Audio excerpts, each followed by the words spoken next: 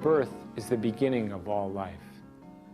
However, for babies, it's a very stressful experience. They're squeezed by hard bones, and they're twisted in all different directions: flexion, extension, hyperextension, rotation, side bending. And I've seen films of hospital deliveries where the neck is literally wrenched. This does major damage to the upper cervical vertebrae, which are just barely formed. They're still soft. This can cause sudden infant death syndrome, and many studies have proven this. We all experience birth trauma. This can cause chronic muscle tension, emotional blocks, and body armor. And it leaves us with a bad feeling. We identify with this bad feeling as who we are, but it's not really who we are. And once the birth trauma is released, we have a new reference point for our identity. In this video, I will demonstrate chiropractic and energy techniques developed to release birth trauma. Before we get started, I'd like to give you some background on this process. Releasing birth trauma evolved out of the concept of adjusting the spine in the position of trauma. For example, with whiplash, we adjust the patient in flexion and extension. This concept came from Dr. George Goodhart and Wally Schmidt. These are AK doctors who are very well known in their field. It was told to me by a friend of mine named Dr. Gobo from Washington, D.C. And the concept fascinated me. I thought to myself, if we can release whiplash trauma, what about birth trauma?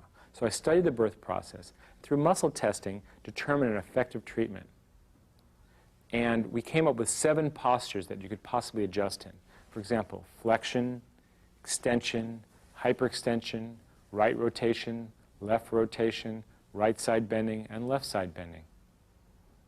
In going through the birth canal, a baby is subjected to extreme stresses in all directions, bending and twisting. After floating in a warm womb for 9 months, he's suddenly thrust out into a new world. This creates energy blockages, organ imbalances, and a bad feeling. This is an excellent treatment for your seriously ill patients. You know, the ones with the really fat files? It's also a good treatment for patients with very low vitality. And your new age patients will love it. In releasing birth trauma, we first determine the location of the old emotional pain. That is, where in the body the upset is stored. It may be an emotion in the form of a chakra imbalance or body armor. Next, the doctor inputs these key points into the patient's unconscious mind.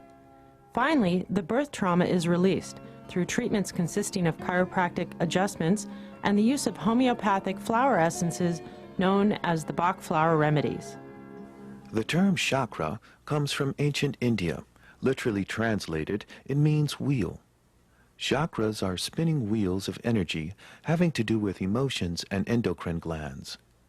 The first or lowest chakra is located between the inferior aspect of the pubic bone and the coccyx. It is also called the root chakra and has to do with security such as food, clothing, and shelter. It governs the spinal column. The root chakra is an anchor for the body on the physical plane, and it's a channel for the will to express itself. The emotional problem associated with the first chakra is fear, and is associated with a low will to live. Symptoms of first chakra imbalances include hemorrhoids, rectal polyps, and subluxations of the coccyx. The test points for the first chakra are inferior to the pubic bone in front or on the coccyx in back. The 7th chakra is the crown chakra. The anterior aspect is the frontal border, and the posterior aspect is the occipital border of the parietal bones. The crown chakra has to do with spirituality. It is said that the 7th chakra does not come into full functioning until a high degree of inner development has been reached. The gland related to the 7th chakra is the pineal gland, which the ancient Greeks believed to be the seat of the soul. The pineal contains vestigial retinal tissue and is considered by modern physiologists to have the possible function of a third photoreceptor, the third eye. The crown chakra governs the upper brain and the right eye. Symptoms have to do with hypertension, brain disease, nervous disorders, and various other problems. The 7th chakra is also known as the throne of consciousness. It acts like a computer, relaying the truth from the higher self to the conscious mind. Someone with a fully developed crown chakra will exhibit an aura of light, and the individual evolves from the human kingdom to the spiritual kingdom. The test point for 7th chakra imbalance is at the frontal border of the parietal bones in front and at the occipital border of the parietal in back.